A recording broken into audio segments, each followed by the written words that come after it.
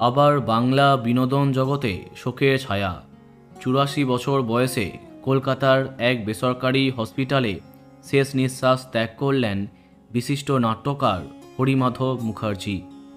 বেশ কদিন আগে থেকে শ্বাসকষ্টসহ একাধিক সমস্যায় কষ্ট পাচ্ছিলেন এই বর্ষিয়ান শিল্পী। বাংলা বিনোদন জগতে তার অবদান অনস্বীকার্য। কিশোর বয়স থেকেই বন্ধু বান্ধবদের নিয়ে নাট্যদল গড়েছিলেন, যার নাম ছিল তরুণ তীর্থ। কলেজ জীবন কলকাতায় কাটে তার। তখন পড়াশোনার পাশাপাশি নাট্যচর্চা অব্যাহত রাখেন হরিমাধব বাবু।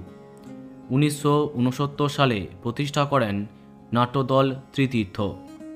মহাশ্বেতা দেবীর লেখা জল ছোট গল্পটি পুরুলিয়ার স্থানীয় ভাষায় অনুবাদ করে তাকে নাট্যরূপ দেন। শেষবার ২০১৭-তে রাজবংশী ভাষায় রচিত রক্তকরবী নাটকে অভিনয় করেছিলেন হরিমাধব মুখার্জি। নিজের কর্মজীবনে অসংখ্য পুরস্কার পেয়েছেন তিনি। হঠাৎই শ্বাসকষ্টের জন্য ১৩ দিন আগে বালুরঘাট সুপার স্পেশালিটি হসপিটালে তাকে ভর্তি করা হয়।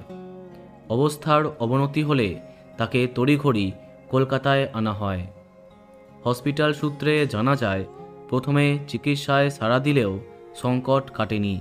অবশেষে প্রয়াত হলেন বিশিষ্ট নাট্য ব্যক্তিত্ব হরিমাধব মুখার্জি।